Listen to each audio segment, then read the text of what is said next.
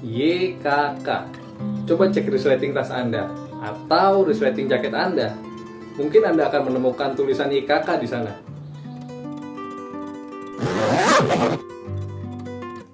YKK atau Yoshida Kogyo Kabushiki Kaisha yang dalam bahasa Inggris adalah Yoshida Industries Limited merupakan perusahaan yang didirikan oleh Tadao Yoshida pada tahun 1934 di Tokyo. Hingga saat ini, YKK Group paling dikenal berkat produksi resletingnya, meskipun perusahaan ini juga membuat produk perekat lain, produk arsitektural, perangkat keras, hingga permesinan industri.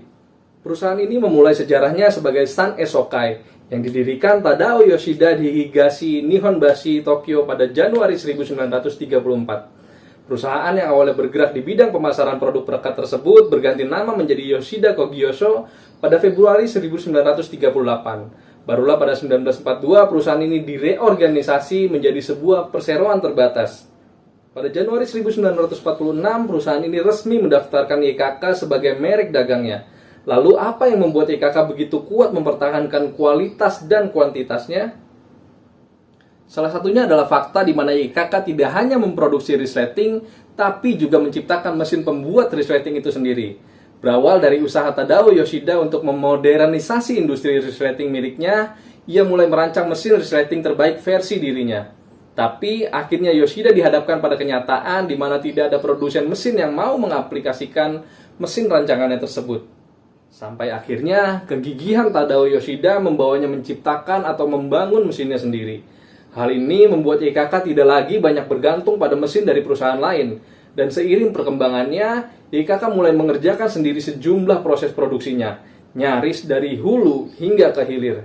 YKK menempa besi kuningnya sendiri, menggulung benangnya sendiri, hingga mewarnai pita resletingnya sendiri. Hal ini memberikan YKK keunggulan yang kompetitif, karena mereka memiliki peluang yang lebih besar untuk meminimalisir biaya produksi, tapi tetap menjaga kualitas dan kecepatan produksi yang konsisten. Dan YKK tidak lupa berinovasi agar tidak mati. Terbukti pada tahun 1951, YKK memperkenalkan merek Conseil sejenis resleting yang tidak menampakkan barisan gigi perekatnya. Lalu tahun 1981, YKK memperkenalkan perekat Quicklon atau yang lebih dikenal Cosmolon, dan masih banyak inovasi hebat lainnya dari YKK. Ada satu fakta pada saat tsunami Jepang tahun 2011 yang menewaskan lebih dari 15.000 jiwa. Pada saat rantai pasokan rusak, proses produksi YKK masih terus berjalan normal. Kendala yang pernah dialami dalam perjalanan usahanya membawa Yoshida berusaha untuk memutus kemungkinan kendala lain. Menciptakan mesin sendiri membuat YKK memahami betul apa yang mereka butuhkan untuk hasil terbaiknya. Membuat mereka memahami betul kendala yang terjadi di setiap proses produksinya. Yoshida juga mengajarkan prinsip manajemen yang dia sebut siklus kebaikan. Ia mengatakan tidak ada yang akan makmur kecuali dia memberi manfaat pada orang lain. Dalam praktiknya, ini bermuara pada upaya Yoshida untuk menghasilkan kualitas yang semakin tinggi dengan biaya yang semakin rendah. Terdengar intuitif, tapi jauh dari kata mudah untuk dilakukan. Tapi nyatanya, selama beberapa dekade, YKK berhasil memantapkan dirinya sebagai orang tua yang dapat diandalkan.